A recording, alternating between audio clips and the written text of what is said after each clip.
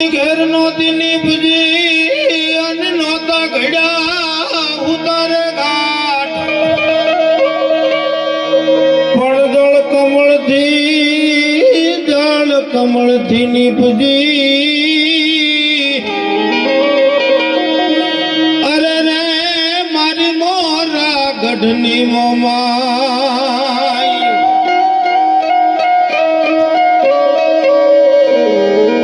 માટીનો બનાવ્યો કુંભ ગરબો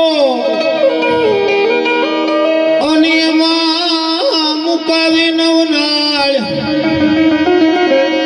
પણ ખંડે ખંડે જોને હોકારા કરે હે મારી મન સાગરી મોમાઈ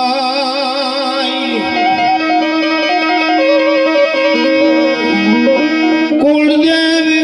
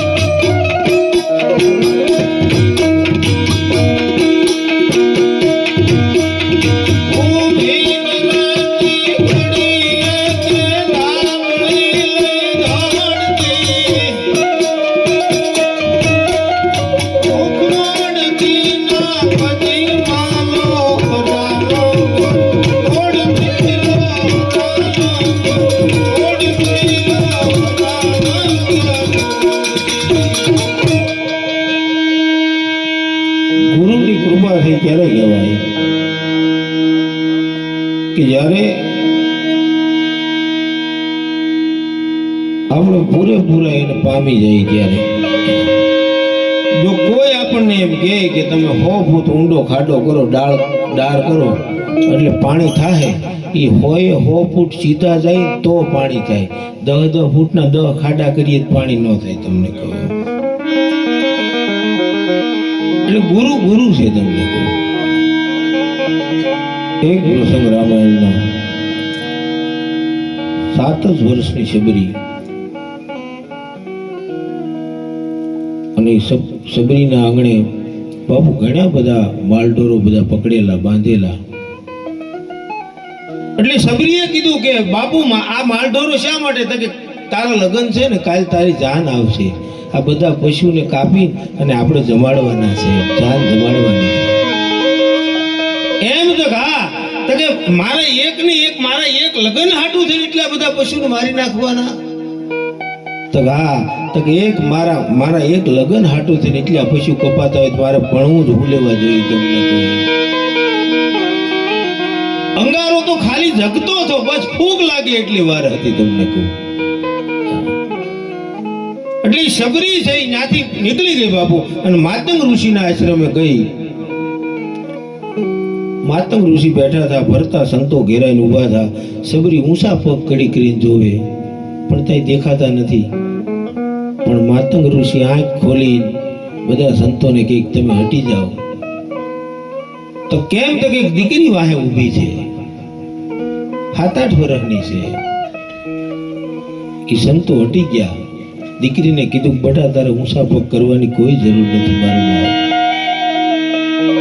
તો કેમ બાપુ તક તો અહીં સુધી આવીને તક હા તક હું તને કહું છું તારે ને મારો રામ આવશે. બસ એટલું કીધું. માતંગ ઋષિનું શરીર શાંત થઈ ગયું. પછી શબરીને ઈનું નક્કી થયું કે ઉત્તરથી આવશે, દક્ષિણથી આવશે, પૂર્વથી આવશે, પશ્ચિમથી આવશે, સવારે આવશે, બપોરે આવશે, સાંજે આવશે, ક્યારે આવશે નક્કી ન થયું. પણ એક જગ્યાએ કુટિયા વાળી અને શબરી બેહી ગઈ. એ 7 વર્ષની શબરી હતી. હરિદ્વારના પગથિયે ગંગાના નીર ગોથા મારી વિયા જાય એમ દીની માથે દી વૈયા ગયા બાબુ. અને 70 વર્ષની શબરી થઈ અને ચાંદીના પતરા જેવા વાળ થઈ ગયા. આજ આવે રામ, કાલ આવે, ફૂલથી કેડિયું શણગારે, કેડિયું વાળે, કાયમ ફળ ફૂલ ભેગા કરીને લાવે કે મારો રામ ક્યારે આવશે, રાઘવ ક્યારે આવશે. એમાં રામ અને લક્ષ્મણ ને જાનકી ત્યાંથી નીકળ્યા બાપુ. એટલે લક્ષ્મણે રામને પૂછ્યું ભાઈ આપણે ક્યાં આવ્યા હતા? કેમ? એ કે તું જોતો ખરો પ્રકૃતિનો કલર ફરી ગયો. એ ગયા તને નથી ખબર? તો કે નહીં. તો કા શબરીની ઝૂંપડી આવી લક્ષ્મણ? તો કે એમ? તો કા એ કે તે મને કેમ પૂછ્યું? તો કા ઝાડવાના પાંદડા છે ને એમાંથી સીતારામ સીતારામ સીતારામનો અવાજ આવે છે. એટલું બધું ભજન તક હાથ પેલા લક્ષ્મણને મોકલ્યા. તમે જોયા હોય એની ભક્તિ શું છે. એટલે લક્ષ્મણ ગયા અને શબરી બાબુ બેઠી બેઠી ભગવાનની વાટ જોતી હતી.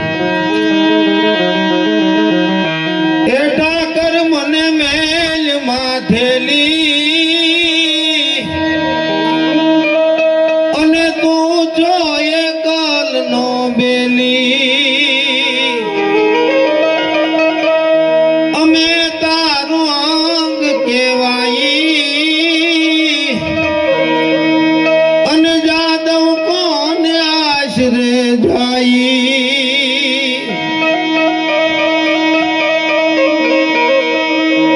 કાલા ઘેલા તોય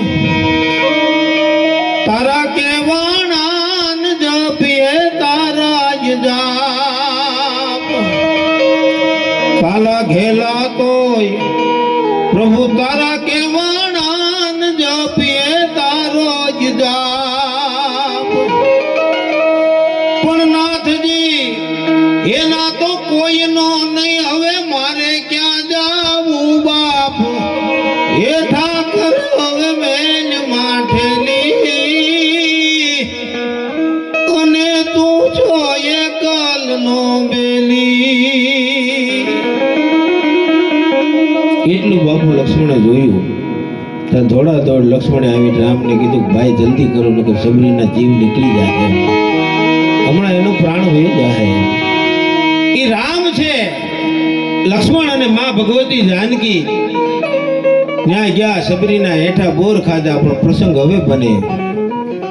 રાવણને મારીને રામ લક્ષ્મણને વૈયા અયોધ્યામાં. ત્યારે લક્ષ્મણને નીંદર નથી આવતી.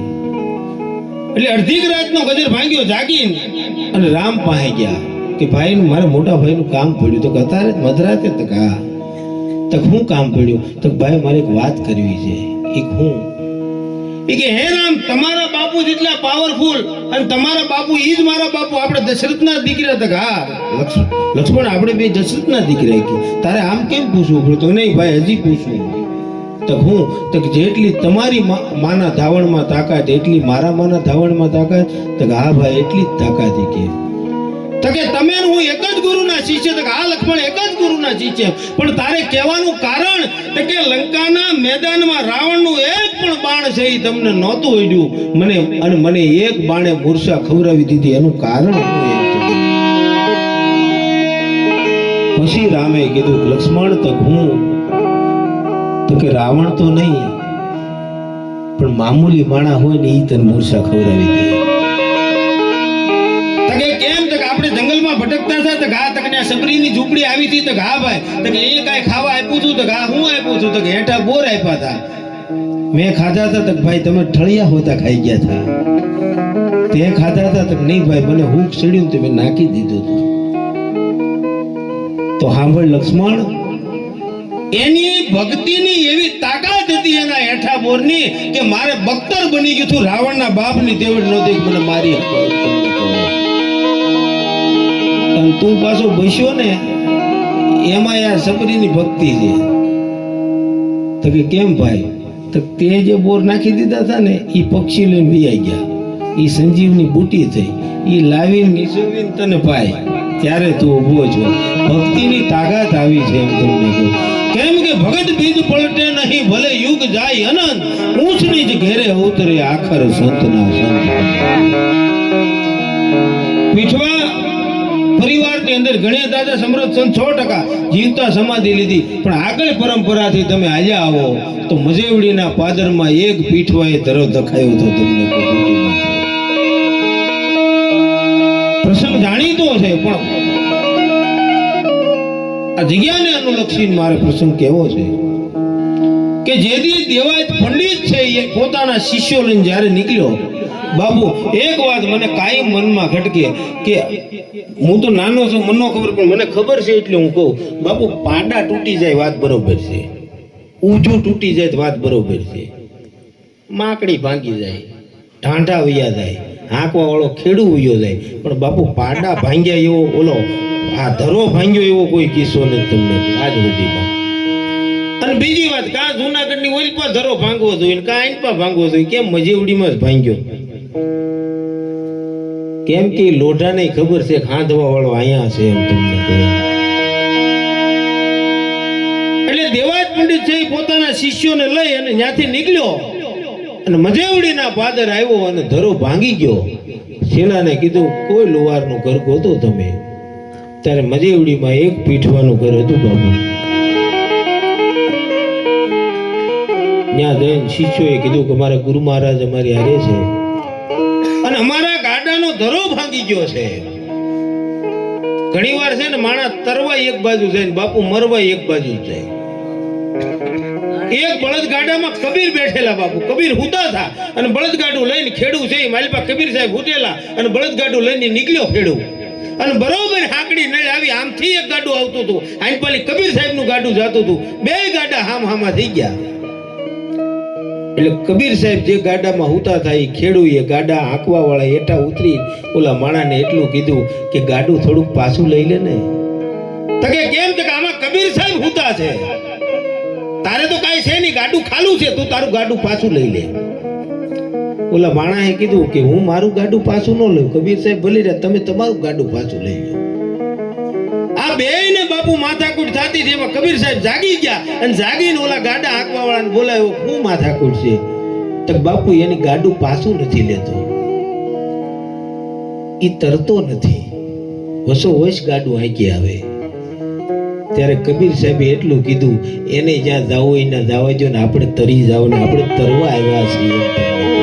ઈ નો તરત આપણે તરી જાવ એ ઓલા માણા હે આવીને કીધું કે વાર ભગત તક હું ગાડાનો ધરો ભાંગી ગયો. તો કે એમ? તો હા, કોનો ધરો ભાંગ્યો? તો દેવાયત પંડિતનો ધરો ભાંગ્યો, એના ગાડાનો ભાંગ્યો. એમ? તો હા. તો પણ આજ 11 નો અણોદો છે, આજ અમારથી ભઠ્ઠી નો પેતાવાય. તો કેમ નો પેટાવાય? તો કે આખો મહિનો અમે જે પાપ કરી, અમે ભઠ્ઠીમાં લાકડા નાખીએ, એમાં ભૂલે કબૂલે કોઈ જીવજંતુ વયા જાય તો 11 ને દી અમે ભૂખ્યા રહી અને ભઠ્ઠી પેટાવી નહીં, એટલે આજ નહીં થાય. માણા આવીને દેવાયત પંડિતને કીધું, વધુ જ્ઞાન હોય ને એ અજડાઈની મૂર્તિ હોય પાછી. એટલે દેવાયત પંડિતને આવીને શિષ્યોએ કીધું કે લુહાર તો ના પાડે છે, આજ 11 થી ધરો નો હાંધી દે. દેવાયત પંડિત ખુદ કે હાંધી કેમ નો દે? હું આગમ ભાગો કે. અને એક વાત નક્કી છે, બીજાના આગમ ભાખવા વાળાને પોતાના ભાખવા બહુ મુશ્કેલ થાય. તમને પોતાનો નથી ભાખી શકતા. તમને ઘણી વાર નથી એવું થતું કોકના છોકરા સુધારવા દે તો આપણે બગડીને બે હાલ હોય. એ કે હું હમણાં જ એટલે દેવાજ પંડિત ગયા અને કીધું કે હું દેવાજ પંડિત છું, 750 છેલા છે મારી હારે. તો કેમ આ ટોટલ બાપુ હમણાં ઝડકલા પ્રોગ્રામ હતો ફઈને આપી બાપુના તે હું ભૂલી ગયો કેટલા છેલ્લા હતા એ. તે મેં એમને નાખ્યું ત્યાં બાપુએ કીધું, વૈકુંઠ બાપુએ તબલામાં હતા, વૈકુંઠ ગીરી બાપુ મને કે ભગી 750 છેલ્લા હતા. તો મને લાઈટ થઈ, હું કહું બાપુ મેં તો એક જગ્યાએ 900 કીધા. પછી એવું નક્કી મેં કરી નાખ્યું, હું કહું છેલ્લા તો વચ્ચે રાખે ને બાપુ, એ તો લચ્યા તેથી 750 હોય છે, પછી વચ્ચા હોય ને અત્યાર સુધીમાં. તે દેવાજ પંડિતે કીધું 750 મારી હારે છેલ્લા છે. તો કેમ? તો હા. તો 750 નો તું ગુરુ છો? તો હા. આ તમારે ભઠ્ઠી પેટાવી પડે. તો હું ન પેટાવું. તો કેમ? તો હા. તો કયા કારણસર પેટાવું ભઠ્ઠી? તો કે હાથમાં પાણી લઈને દેવાજ પંડિતને કીધું, હાથમાં પાણી લઈને એમ કે ભઠ્ઠી પેટાવો એટલી ઘણીનું જે પાપ લાગે એ મારી માથે, વધારે નહીં. ખાલી ભઠ્ઠી પેટાવો એટલું જ પાપ હે. દેવાજ પંડિત કે એટલી જ વાત છે. તો કે લાવો પાણી. આંધળું જ્ઞાન હોય ને પાણી તરત લઈ લે, નીમે તરત લઈ લે, ભાંગી તરત નાખે. લીધું નથી, ભાંગ્યું નથી. કે નહીં કે મારે ચોખાની બાધા હતી, પછી કે રાંદલમાંની ખીર હતી ખાઈ લીધી. બાધા ચોખાની હતી, ખીરની ક્યાં હતી? કે હાથમાં પાણી લીધું દેવાજ પંડિતે કે અત્યારનું જે પાપ લાગે એ મારી માથે. અને ભઠ્ઠી પેટાવી બાબુ. ઇતિહાસ એનો પુરાવો આપે છે, ત્યાં સુધી અમારી ભઠ્ઠીમાં હોનું પાકતું બાપુ. અમે ગમે ત્યારે જેગી એટલે કટોરા નીકળે લોટાના.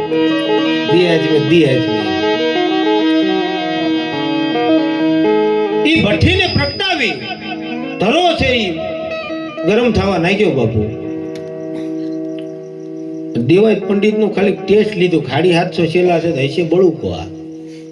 એટલે દેવતણકી બાપાએ કીધું, ભાઈ તમારે 750 છેલ્લા છે, તમને બધા હાંસવે પોક કસરે તમને હેઠે હાલવા ન દે, આ અથોડા કોણ મારે? તમારથી નહીં લાગે. તે 2-4 વખાણ કર્યા ને તો ઓલા હોય જાટકીને અથોડો માર્યો. તે બાપુ હેરણ વહી ગઈ જમીનમાં. નકર આજ સુધી અમારી પેઢીઓ વહી ગઈ, હેરણ જમીનમાં નથી ગઈ. પાકું. પણ સંતોને પ્રમાણ દેવાનું હોય ત્યારે બધું બની શકે તમને. એટલે જમીનમાં હેરણ વહી ગઈ અને એમાં પછી બધા મૂંઝાણા કે હવે આ ધરો હાંધવો કેમ? પછી તમે જોજો કે દેવતણખી બાપાની દીકરી નિરલ માતાજી ઘોડિયામાં હુતા થા અને એમાં અવાજ સાંભળી ગયા કે હવે ધરો કેમ હાંધવો. અને તેથી પીઠવાની નાની એવી દીકરી ઘોડિયામાં ઊંચી થઈને એના બાપને એટલું કીધું હતું કે ઘૂંટી માથે બાબુ ધરો હાંધી નાખો, તમારો વાળ ન વાંકો થાય. અને એ દેવતણખી બાપાએ ઘૂંટી લાંબી કરી અને માથે ધરો મૂક્યો. દેવાજ પંડિતે કીધું, બાપુ મારું એ કે તારામ તેવડ હોય એટલી માર. આ તો લોઢાની હેરણ હતી, જમીનમાં વહી જાય. આ દેવતણખીનો પગ છે, કોઈ દી ન જાય તમને. પછી કીધું કે આ દીકરી છે એ કોણ છે ખોડિયામાં? દેવાજ પંડિત કે મારી દીકરી છે, નિરલ નામ છે. એમ દગા તો એટલી બધી ભક્તિની તાકાત એમ? મારે 750 છેલ્લા છે, છતાં એટલી મને ખબર નથી પડી ઘૂંટી માથે ધરા હાંધાઈ જાય. અવળી એવીને કેમ ખબર પડી? પછી દેવતણકી બાપાએ કીધું કે ગુરુ વગેરેનું જ્ઞાન નકામું છે, એને ગુરુ છે. પણ અવળી એવી ને હા એને ગુરુ છે. દેવતણકી બાપાને પૂછ્યું તમારા ગુરુ કોણ? તો શોભાજી મહારાજ. દેવતણકી બાપાએ આને પૂછ્યું દેવાજ પંડિતને, તમારા ગુરુ? તો શોભાજી મહારાજ. પછી નિરલબાઈને પૂછવા ગયા, તો બેટા તારા ગુરુ? તો મારા ગુરુ શોભાજી મહારાજ. મારો કહેવાનો ભાવાર્થ ઈ છે કે ભક્તિને અને ઉંમરને કાંઈ લેવા દેવા નથી. મારો બાપ જે જેવી ભક્તિ કરે એવી. દેવતણખી બાપાએ એની રીતે ભક્તિ કરી એની ઉંમરમાં. દેવાજ પંડિતે ખૂબ આગમો ભાખ્યા. પણ કહેવાનો મારો ભાવાર્થ ઈ છે કે પાપ છે ને ઈ પાપ છે. એ હાથમાં જે ઘડીક વાર દેવાજ પંડિતે પાણી લીધું હતું ને, અને દેવળ દે હાટવું થઈને દેવાયત પંડિતને રોવું પડ્યું છે એમ તમને કહું. ઈ દેવાયત પંડિત છે દેવ તણખી પાસે રોવા મળ્યો મારે નરહરગઢ જોવો છે. ક્યાં છે તો નરહરગઢ જોવો તો હા તો હું લેવા જવું તો દેવળ દે છે ને મને નરહરગઢમાં મળવાના છે એમ તો આ નરહરગઢ મળશે તો હા મને મળશે તો કે કેમ વૈયા ગયા એટલી વાત કરી તા દેવાયત પંડિત રોવા માંડ્યો એટલે દેવતણકી બાપાએ કીધું ખાડી 700 શેલા રોવે મારે તો કોઈ નહીં છે.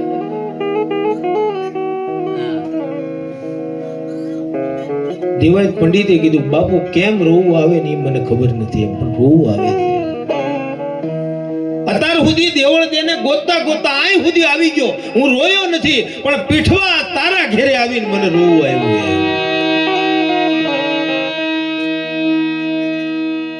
તમે કહો બાપા કેમ મારથી રોવાઈ ગયું અને ત્યારે દેવતણકી બાપાએ કીધું સાંભળ દેવાયત પંડિત તક હું તક તે હમણાં પાણી નહોતું મૂક્યું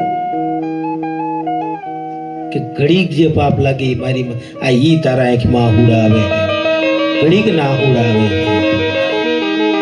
અને બીજી વાત હવે આહુડા ઈ વાત નહીં આવે છે તે ક્રોધ કરીને ઘણનો ઘા માર્યો ઈ હેરેણ તો પાતાળમાં વહી ગઈ પણ મારી ઘૂંટીનું રવાડું ખાંગું ન કરી ગયો ને એમાં તો ગુનો પડી ગયો.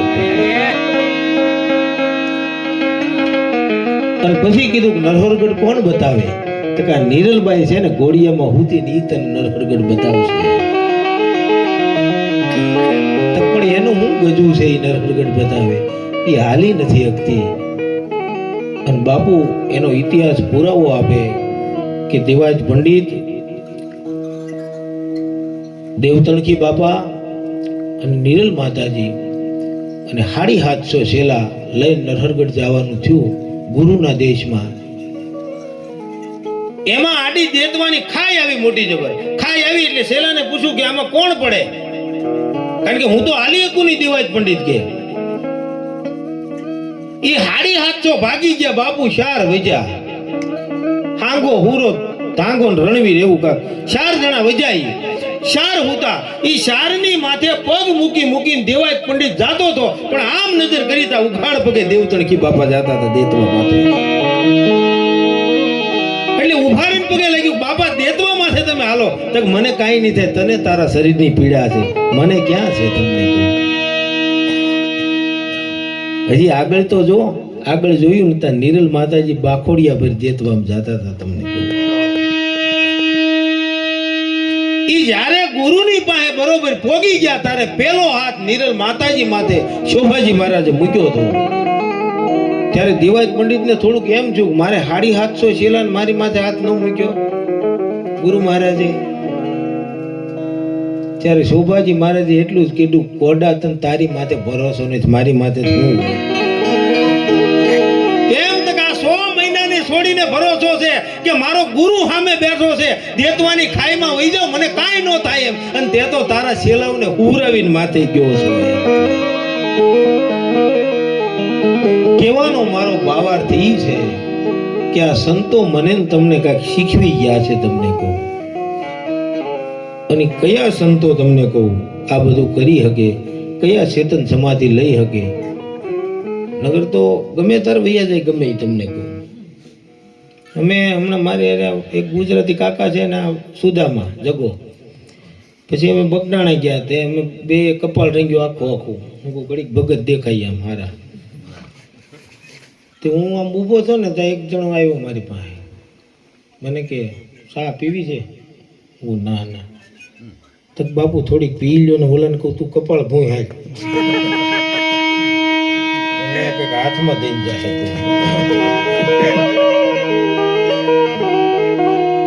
કહેવાનો મારો મતલબ સંત સગા કા ગુરુ સગા અંત સગા નહીં કોઈ. સંત સગા કા ગુરુ સગા અંત સગા નહીં કોઈ. અંત સગા સબ ડગમગા અંત સગો એક રામ તમને છેલ્લે પરમાત્મા હગો છે આપણો. પણ આ સંતો જે છે એ ક્યારે સમાધિ લઈ શકે ચેતન ક્યારે ભજન કરી શકે બાપુ કે જેનું હરિની હાટડી હટાણું હોય એ ભજન કરી શકે. એટલા માટે હરિની હાટડીએ મારે રોજનું હટાણું